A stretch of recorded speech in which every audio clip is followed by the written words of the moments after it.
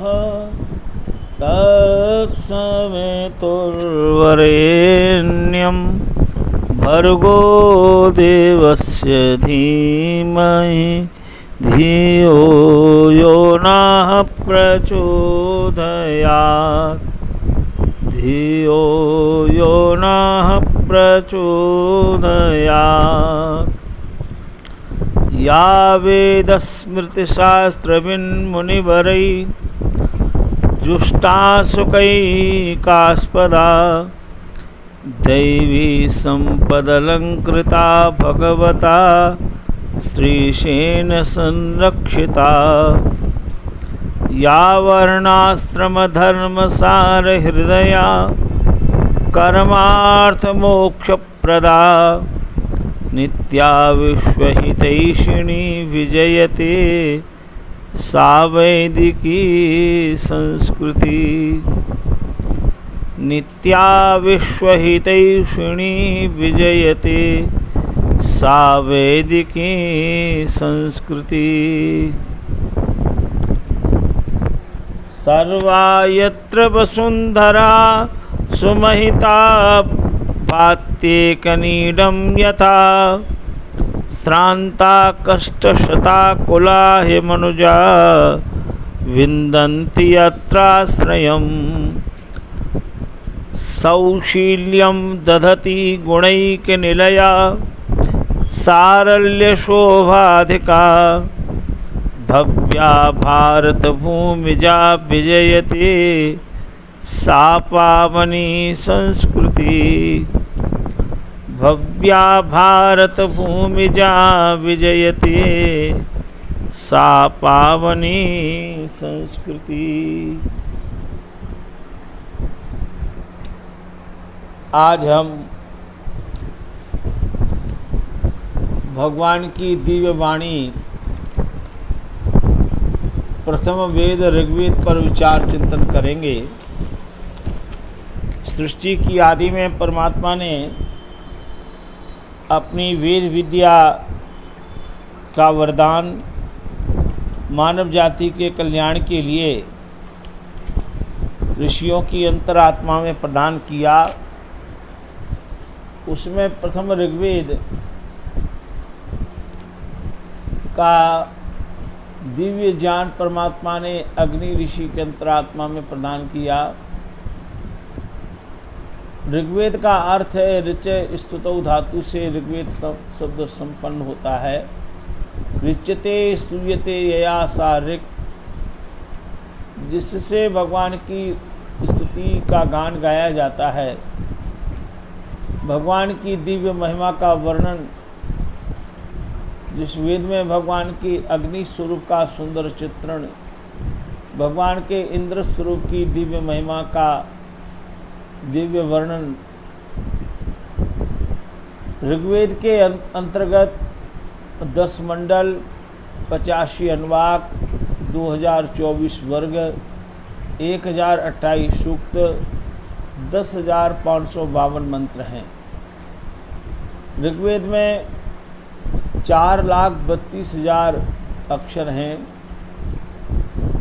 ऋग्वेद की शाकल और वास्कल शाखाओं और ऋग्वेद के जो ब्राह्मण ग्रंथ हैं, ऐत्रेय ब्राह्मण और कौशितकी सांख्यायन, ऋग्वेद के आरण्यक, ऐत्रेय आरण्यक, सांख्यायन आरण्यक प्राप्त होते हैं। और ऋग्वेद में पृथ्वी से लेकर परमात्मा पर्यंत सबके गुण कर्म स्वभाव का बहुत सुंदर वर्णन है।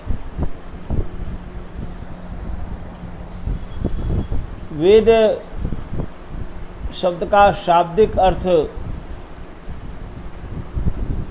जिस ज्ञान की सृष्टि में सनातन सत्ता है, तो वह वेद का वेद सत्तायाम धातु परक एक दिव्य अर्थ है। और जिस ज्ञान की विचार के रूप में सारी सृष्टि में दिव्यता और महानता,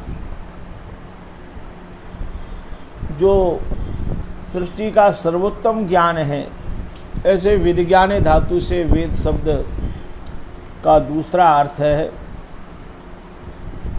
और जिस ज्ञान के पढ़ने से, सुनने से, अपने जीवन में धारण करने से मानव का शारीरिक, मानसिक, बौद्धिक, आत्मिक उत्थान होता है, विशेष लाभ प्राप्त होता है, तो विद्री लाभु से एक वेद का तृतीय अर्थ निष्पन्न होता है। विद सत्तायाम, विद ज्ञाने, विद्री लाभे। और चौथी धातु है विद विचारणे। सृष्टि के अंतर्गत जिन मंत्रों के चिंतन, मनन, विचार के द्वारा सृष्टि के प्रारंभ काल से ऋषियों ने वेद की ऋचाओं का मनन चिंतन करके जिस दिव्य ज्ञान की अन्वेषण किया, अनुसंधान किया, खोज की, ऐसा वेद का एक अर्थ है विचार, चिंतन, मनन, निधिध्यासन। वेद प्रारंभ काल में एक दूसरे गुरु शिष्य परंपरा में श्रवण परंपरा रही, श्रुति परंपरा रही, और उनको कंठस्थ किया जाता था। गुरु शिष्य को सुनाते थे, शिष्य अपने शिष्यों को सुनाते रहे, इसलिए वेद का नाम त्रयी है। और वेद में त्रिविध प्रकार की विद्याओं का वर्णन है, इसलिए वेद का एक नाम त्रयी विद्या भी है। और वेद में के जो मंत्र हैं उनमें किसी प्रकार की अक्षर का, वर्ण का, स्वर का कोई परिवर्तन असंभव है, अपरिवर्तन है, इसलिए वेद का एक नाम आम्नाय है। और वेद के मंत्र विभिन्न छंदों में आबद्ध हैं, इसलिए वेद का एक नाम छंद है। और भारतीय वाङ्मय में इस सर्व सिद्ध मान्यता है कि स्वाध्याय परमो धर्म जब कहा जाता है, स्वाध्याय परम धर्म है, तब शास्त्र कहता है निष्कारणो ब्राह्मणेन षडंगो वेदो अध्ययो जेयश्चेति। ब्राह्मण को निष्कारण, निष्प्रयोजन 6 अंगों सहित वेदों का अध्ययन करना चाहिए। ये तो वेद का स्वाध्याय करना चाहिए। और वेद की ऋचाएँ धर्म मूलक हैं, इसलिए वेद का एक नाम आगम है। और इसमें वेद की प्रवृत्ति प्राप्त होती है, इसलिए वेद का एक नाम निगम है। तो ये सभी वेद के ही पर्यायवाची शब्द हैं। श्रुति, त्रयी, आम्नाय, छंद, स्वाध्याय, आगम, निगम आदि। मंत्राणाम समूह संहिता, मंत्रों की समूह संहिता कहलाती है। ऋग्वेद का उपवेद आयुर्वेद है, जिसमें रोगों का कारण, चिन्ह और औषधियों का बहुत सुंदर वर्णन है। और कहा जाता है कि भरत मुनि ने अपने नाट्य शास्त्र में विभिन्न प्रकार के कलाओं का निष्पादन इन्हीं चारों वेदों के द्वारा किया गया। जग्रा पाठम ऋग्वेदा सामभ्यो गीतमेव च यजुर्वेद अभिनयान रसान अथर्वणादपि। ऋग्वेद से जग्रह पाठ और साम से गीत विद्या, गान विद्या, यजुर्वेद से अभिनय और अथर्ववेद से रस की निष्पत्ति हुई। ऐसा भरत मुनि ने नाट्य शास्त्र में वर्णन किया है। हम सब सौभाग्यशाली हैं कि ऐसे ऋग्वेद की ऋचाओं का पाठ और ऋचाओं के द्वारा इस कोरोना के संकट में भी अनवरत यज्ञ करने का एक बहुत दिव्य भाव, दिव्य संकल्प हमारे प्रिय भाई महर्षि देवदयानंद के अनुपम भक्त, वैदिक सिद्धांतों के प्रति आस्थावान श्री वीरेंद्र सरदाना जी ने अपने मन में एक भाव जागृत किया कि इस कोरोना संकट में यज्ञ करना चाहिए। वे और उनकी धर्मपरायणा धर्मपत्नी श्रीमती सुषमा सरदाना जी अपने घर में नित्य प्रति यज्ञ करते ही हैं। लेकिन चारों वेदों का यज्ञ होना चाहिए, एक ऐसा संकल्प बना। और उस संकल्प में फिर वहाँ के प्रधान श्री विक्रम नरूला जी और अन्य सभी सदस्यगणों ने और स्त्री समाज की समस्त मातृशक्ति ने, श्रीलता जी, आदरणीय सुदेश चड्डा जी, वहाँ के धर्माचार्य देवेंद्र शास्त्री जी, वहाँ के सेवक श्री मुकेश जी, सबका संकल्प श्री सरदाना जी के संकल्प के साथ संबंध हो गया। और वह धीरे धीरे भिन्न भिन्न संस्थाओं के माताएं बहनें सज्जन दूर दूर से दिल्ली से जुड़ने लगे। और फिर जैसे जैसे ये संदेश बढ़ा तो भारत के भिन्न भिन्न नगरों से और मॉरिशस, ऑस्ट्रेलिया, अमेरिका के अनेक नगरों से भारतीय जनमानस श्रद्धावान इस यज्ञ की भावना से संबद्ध हो गए। और उसी का सुपरिणाम है कि सामवेद का यज्ञ पूर्ण हुआ, यजुर्वेद का यज्ञ पूर्ण हो गया और आज ऋग्वेद के यज्ञ की पूर्णाहुति बड़ी श्रद्धा के साथ संपन्न हुई। और कल 6 तारीख से प्रातःकाल की वेला में अथर्ववेद का यज्ञ प्रारंभ हो जाएगा। और उनका एक संकल्प है कि जुलाई के प्रथम रविवार को अथर्ववेद की भी पूर्णाहुति करेंगे, ऐसा उनका एक दिव्य संकल्प है। आज के इस पूर्णाहुति के अवसर पर अनेक संस्थाओं के पदाधिकारीगण, समस्त जनकपुरी के भिन्न भिन्न आर्य समाज ए ब्लॉक के सभागार में, C block, B block, Arya Samaj D block, बाहरी रिंग रोड, महावीर नगर, पश्चिम बिहार, सुंदर विहार, कीर्ति नगर, तिलक नगर, उत्तम नगर, सागरपुर, भिन्न भिन्न क्षेत्रों की आर्य समाजों के पदाधिकारीगण, अधिकारीगण और दिल्ली सभा के भी अधिकारीगण यहाँ सभागार में विराजमान हैं। और यज्ञ में निरंतर सहभागिता कर रही पूजा मातृशक्ति और आज उनके परिवार के बच्चे भी बड़ी संख्या में यहाँ उपस्थित हैं। ये भव्य सुसज्जित सभागार में बैठे हुए समस्त यज्ञ प्रेमी, यज्ञ के प्रति अपने हृदय में अपार श्रद्धा, निष्ठा, विश्वास रखने वाले पूजा मातृशक्ति, धर्मानुरागी सज्जन वृंद और मंच पर बैठे हुए हमारे सभी विद्वज्जन, ऋग्वेद के 10 मंडल में प्रत्येक मंडल से एक एक मंत्र का चयन करके आज हम इस ऋग्वेद के 10 संदेशों को श्रवण करेंगे। ऋग्वेद के प्रथम मंडल के प्रथम सूक्त का 7वां मंत्र है, ओम पत्वाग्ने दिवे दिवे दोषावस्तर्धिया वयम नमो भरन्तये मसी।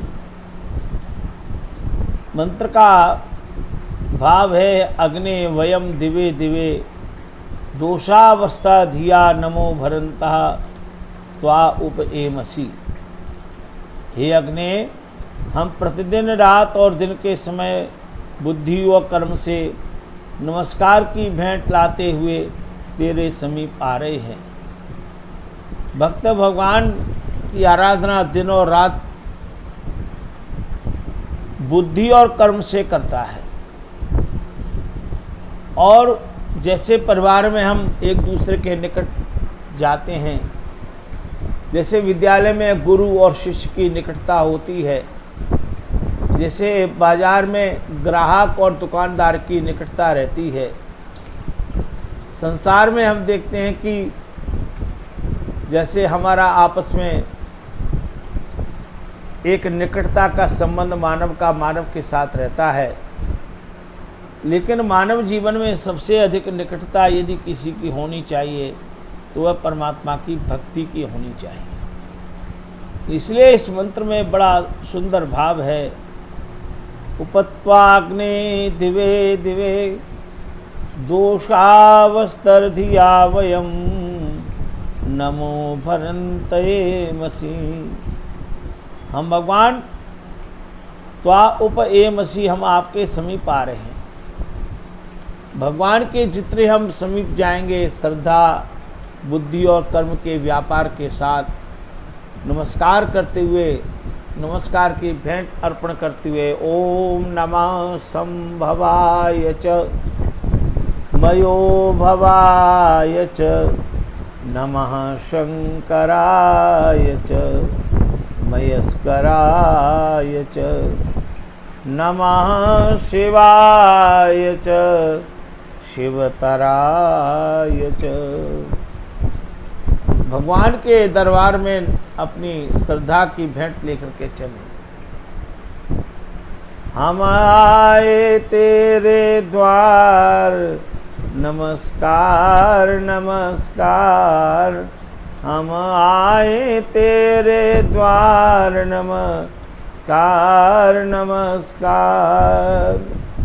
हम भगवान के द्वार पर नमस्कार श्रद्धा की भेंट लेकर के चले, अपने आप को अर्पण करते हुए चलें।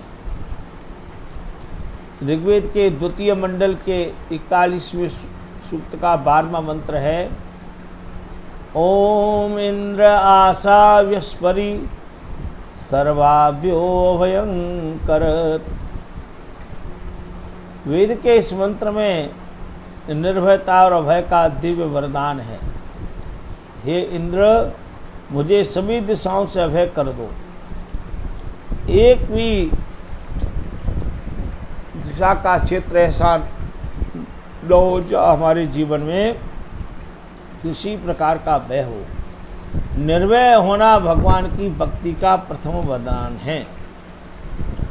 पिछले वेद में और भी जगह आया वर्णन, अभयम मित्राद अभयम अमित्राद, अभयम जाताद अभयम परोक्षात, अभयम नक्तम अभयम दीवाना, सर्वा आशा मम मित्रम भवन्तु।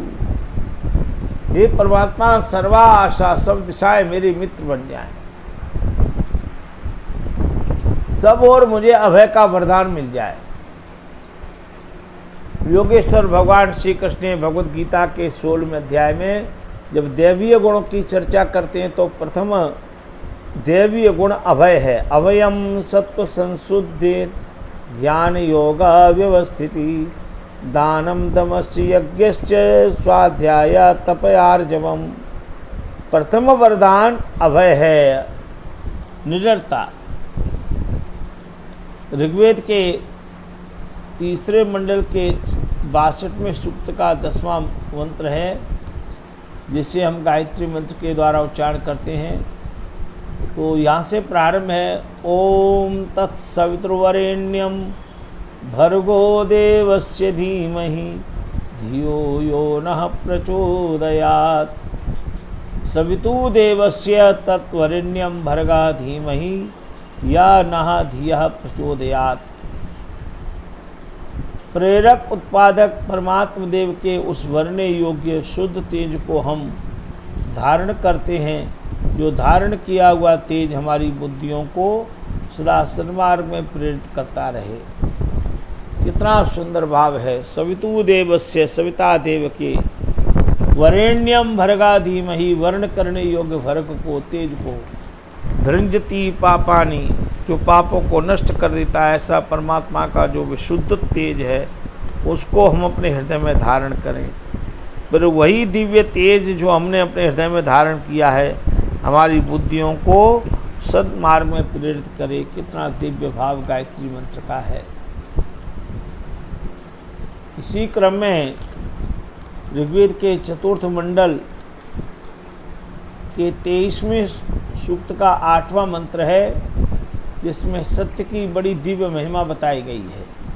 ऋतस्य ही शुरुधा सन्ति पूर्वी, ऋतस्य धीति वृजनानयन्ति, ऋतस्य श्लोको बधिरा ततद्र, कर्णाबुधाना शुचमान आयुः। मंत्र में प्रार्थना की गई है, ऋतस्य ही सुरदा सन्ति पूर्वी, सत्य की शोक निवारक संपत्तियां सनातन हैं। ऋतस्य धीति वृजनानयन्ति, सत्य का धारण करना ही पापों को नाश कर देता है। और कहा, ऋतस्य श्लोको बधिरा ततद्र, कर्णाबुधाना शुचमान आयुः। सत्य की जगाने वाली दीप्यमान आवाज बहिरे मनुष्य के कानों में भी जबरदस्ती पहुंच जाती है।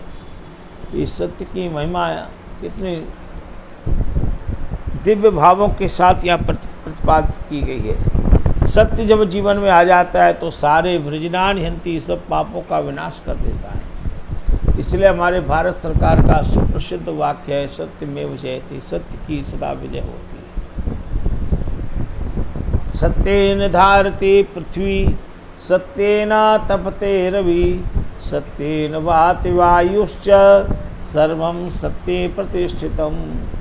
संस्कृत के कवि कहते हैं, पृथ्वी सत्य के द्वारा धारित है, रवि सूर्य की रश्मियाँ भी सत्य के द्वारा ही संचालित हो रही हैं, सत्य के द्वारा ही वायु प्रभाशील है, गतिशील है। इस सब कुछ सत्य में ही प्रतिष्ठित है। सर्वम सत्ये प्रतिष्ठितम। कितना सुंदर सत्य की महिमा का वर्णन किया। इसलिए सत्यम ज्ञानम अनंतम ब्रह्म, ब्रह्म सत्य स्वरूप है, अनंत है, उसकी महिमा सब जगह व्याप्त है। ऋग्वेद के 5वें मंडल के 14वें सूक्त का दूसरा मंत्र है, तमध्वरेषु ईडते देवम मर्ता अमर्त्यम, यजिष्टम मानुषे जने। सब यज्ञों में हम मरणशील मनुष्य उस कभी न मरने वाले देव की पूजा करते हैं, जो कि देव प्रत्येक मनुष्य के अंदर यजनीय है, प्रत्येक मनुष्य के अंदर जिसकी व्याप्ति है। ऐसा हुआ देव कितना महान है, कितना दिव्य है। यजुर्वेद के 6ठ मंडल के 47वें सूक्त का 8वां मंत्र है, जिसमें प्रभु के अमृत वरदानों का वर्णन है। उरुम नो लोकम अनुनेश विद्वान, सर्वज्योति अभयम स्वस्ति। कितना सुंदर भाव है। हे इंद्र, तुम तो सर्वज्ञ हो, हमें उस महान विस्तृत लोक में पहुंचा देता है जहाँ आनंद, प्रकाश, अभय, कल्याण ही है। ये कितने सुंदर वरदानों की चर्चा की। सर्वत जहाँ आनंद है, ज्योति ही जहाँ प्रकाश है, अभयम जहाँ निडरता है, स्वस्ति जहाँ कल्याण है। भगवान की कृपा और सानिध्य में आनंद मिलता है, प्रकाश मिलता है, निर्भयता मिलती है और जीव का कल्याण ही हो जाता है, परम कल्याण को प्राप्त हो जाता है। ऐसा दिव्य भाव इस मंत्र के अंदर निहित है। ऋग्वेद के 7वें मंडल के 86 सूक्त का 4था मंत्र है, अपाम मध्ये तस्तिवांसम, तृष्णा अविदत जरितारम, मृड सुक्षत्र मृडय। कितना सुंदर भाव है। मुझ इस तोता को पानी के बीच में बैठे हुए प्यास लगी है, हे शुभ शक्ति वाले, मुझे सुखी कर, सुखी कर। जैसे जल के बीच में मछली रहती है और जल जब न रहे तो जल के अभाव होने पर वह व्याकुल हो जाती है। जल ही उसके जीवन को सजोने का, जीवन जीवन को सुख देने का साधन है। इसी प्रकार से जीवात्मा की अवस्था भी परमात्मा की भक्ति के बिना मछली की तरह से हो जाए। अपाम मध्य तस्तिवांसम दृष्टा अविदज्जरितारम। क्या बात! भगवान की भक्ति भी हम उसी प्रकार से करें कि जब भक्ति न हो तो हमारी व्याकुलता बढ़े, बेचैनी बढ़े। ऐसी अवस्था जब जीवन में आ जाती है तो भगवान की कृपा का पात्र जीव बन जाता है। ऋग्वेद के 8वें मंडल के 44वें सूक्त का 23वां मंत्र है, जिसमें प्रभु से मंगल मिलन का सुंदर समायोजन है। यदग्ने श्याम अहम त्वं त्वं बाधास्यामहं सुष्टे सत्या इहाशिष। हे प्रकाश स्वरूप प्रभो, जब मैं तू हो जाऊं या तू मैं हो जाए। श्याम अहम त्वं त्वं बाधास्यामहं। हे भगवान, या तो मैं तू हो जाऊं या तू मैं हो जाए, तो तेरे इस संसार के सब आशीर्वाद सत्य व हमारे सभी संकल्प सफल हो जाएं। कितना भगवान के प्रति हमारे मंगल मिलन का भाव है। संसार में हम मानव से मिलता है और उसका संयोग भी होता है और वियोग भी होता है, लेकिन भगवान के संयोग हो जाने पर जीव मृत्यु के से तर जाता है। ये भगवान के मिलन का एक दिव्य वरदान है।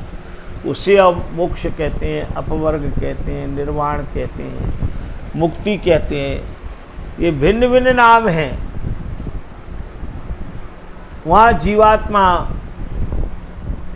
जन्म और मृत्यु के बंधन से मुक्त हो जाता है, भगवान के दिव्य आनंद में विचरण करता है। यत्र देवाः अमृतम मानसाना तृतीये धामन अध्ययन्त। जहाँ देवलोक अमृत में को प्राप्त होकर के वो तीसरे दिव्य धाम मुक्ति में आनंद के साथ विचरण करते हैं, प्रभु का आश्रय प्राप्त कर लेते हैं। ऐसा दिव्य भाव इस मंत्र का है। ऋग्वेद के 9वें मंडल के 61वें सूक्त का 5वां मंत्र है, जिसमें हमारे मानस की पवित्रता का सुंदर चित्रण है। ये ते पवित्र मूर्मयो अभिक्षरन्ति धारया ते भी न सोम मृडय। कितना सुंदर भाव है। तेरी जो तरंगें जगत को धारण करने वाली, तेरी जान धारा द्वारा मनुष्य के पवित्र अंतःकरण में प्रकट होती हैं। हे सोम, उन तरंगों से हमें आनंदित कर दो। उन तरंगों के प्रवाह से, उन दिव्य तरंगों के प्रताप से हम सदा आनंदित रहें, सुख को प्राप्त करें। भगवान के दिव्य ज्ञान की धारा मनुष्य के पवित्र अंतःकरण में प्रकट होती रहे, ये इस मंत्र में दिव्य भाव है। भगवान का दिव्य आशीर्वाद मेरे साथ बना रहे। और जब प्रभु की कृपा बरसती है तो जा पर कृपा राम की होई, ता पर कृपा करें सब कोई। तुलसीदास जी ने लिखा, जब तक जिस पर प्रभु की कृपा होने लगती है तो संसार के सब लोग उस व्यक्ति से प्रेम करने लगते हैं। भगवान का प्रेम का पात्र जब व्यक्ति बन जाता है तो संसार के सब लोग भी उस मानव को श्रद्धा से देखने लगते हैं, उसको आदर और सम्मान करने लगते हैं। यही भगवान के भक्ति से प्रेम का वरदान है। और इसी क्रम में ऋग्वेद के 10वें मंडल के 57वें सूक्त का प्रथम मंत्र है, जिसमें यज्ञ कर्म और दान भाव का बहुत सुंदर चित्रण है। माँ प्रकाम पथो वयम यज्ञादिन्द्र सोमिना मांतस्थुर्णो अरातय। हे परमेश्वर, हम सन्मार्ग को छोड़कर मत चलें। ऐश्वर्युक्त होते हुए हम यज्ञ को छोड़कर मत चलें। अदान भाव हमारे अंदर न रहे। कितना सुंदर भाव है। इन माँ प्रकाम पथो वयम माँ यज्ञादिन्द्र सोमिना मांतस्थुर्णो अरातय। हम सन्मार्ग को छोड़ करके न चलें। ऐश्वर्युक्त होते हुए भी हम यज्ञ को छोड़कर न चलें। जैसे आज ऋग्वेद के यज्ञ की पूर्णावती यहाँ हो रही है और बड़ी दूर दूर से सभी माताएं बहनें सज्जन अपने अपने बच्चों को लेकर के भी आए हैं। पूरा सभागार भरा हुआ है। ये यज्ञ की प्रति आपकी श्रद्धा, निष्ठा और विश्वास का प्रतीक है। और जब आप यज्ञ में आते हैं, यज्ञ की भावना से जुड़ते हैं, तो यज्ञ का वरदान भी आपको मिलता है। उत्तम स्वास्थ्य के रूप में, उत्तम आयु के संवर्धन के संबंध में, आपकी उत्तम कीर्ति को फैलाने के संबंध में और आपके दृढ़ संकल्प को पूर्ण करने की भावना के, धैर्य को बढ़ाने के, धैर्य का संबल लेने के संबंध में, और भी मित्र और अमित्र की परख भी हो जाती है कष्ट के समय। तो अनेक अनेक यज्ञ के दिव्य जो लाभ हैं, उसके लिए यहाँ एक बात कही, मांतस्तूनो अरातय। हमारे जीवन में राति कहते दान को, राति का बिलों में अरातय। कभी किसी प्रकार का दान का अभाव हमारे जीवन में ना आ जाए, सब जगह हमारे अंदर देने की प्रवृत्ति हो। तो ऐसी यहाँ ऋग्वेद के हमने प्रत्येक मंडल के एक एक मंत्र की चर्चा की। 10 मंडल से हमने 10 मंत्र लिए, उनके भावों को अपने आपके सामने प्रस्तुत किया। परमात्मा से हम ये कामना करके चलें, हे प्रभु, ये इसी प्रकार यज्ञ की भावना, सत्कार और श्रद्धा की भावना हम सबके जीवन में सदा बनी रहे। आप श्रद्धा भक्ति के साथ यज्ञ करते रहें और यज्ञ के प्रति जितनी श्रद्धा हमारे हृदय में होगी उतना ही हमारा कल्याण होगा। मैं इन शब्दों के साथ आप सबके प्रति आभार व्यक्त करता हूँ कि आप सब लोग इतनी दूर दूर से चल करके श्रद्धा से आज यहाँ आए हैं और श्रद्धा के साथ आपने बड़ी संख्या में बैठ करके कई यज्ञ कुंडों पर एक साथ वेद की ध्वनि के द्वारा आपने उच्चारण किया। जो माताएं प्रतिदिन यज्ञ में जुड़ती रहीं, श्रद्धा के साथ आहुति देती रहीं, जिनके परिवारों में कोई वैवाहिक वर्षगांठ है या आपके परिवार में किसी बच्चे का या किसी व्यक्ति का जन्मदिन है, उनको भी जन्मदिन की बहुत बहुत बधाई, शुभकामनाएं। और जिनका विवाह है उनको विवाह के वर्षगांठ की भी बहुत बहुत बधाई। अपने जीवन में आपको, हमको जब ये अवसर मिले यज्ञ करने का, तो यज्ञ में देखो कितना भाव है। यज्ञ में आप मंत्र से जोड़ते हैं, यज्ञ में मंत्र की विविध भावों से आप जोड़ते हैं, यज्ञ में स्वा की ध्वनि के साथ आप जोड़ते हैं और यज्ञ में घृत और सामग्री की आहुति देते हुए अग्नि का आप साक्षात दर्शन करते हैं। और अग्नि की जो 7 प्रकार की लपटें हैं, उनसे हमें दिव्य प्रेरणा, दिव्य संदेश प्राप्त होता है और यज्ञ हमारे मनोरथों को पूर्ण करने का भाव है। ईजाना यंत्र स्वर्गलोकम, सच्ची श्रद्धा से यज्ञ करने वाले जीवन में सुख और ऐश्वर्य प्राप्त करते हैं। हरितम होत्र सदनम, यज्ञ करने वाले का घर सदा हरा भरा रहता है। तो अनेक अनेक वरदान हमें यज्ञ के द्वारा प्राप्त होते हैं। मैं परमात्मा से कामना करता हूँ कि इस सभागार में जितने भी बड़ी संख्या में लोग यहाँ आज बैठे हैं, मैं आप सबके जीवन में यज्ञ के प्रति श्रद्धा, निष्ठा, भक्ति की भाव इसी प्रकार से सदा बने रहे और आप यज्ञ की कृपा और वरदान के रूप में विविध फलों की भी प्राप्ति आप करें। तो इन शब्दों के साथ सबके मंगलमय जीवन की कामना करते हुए ओम शांति शांति शांति।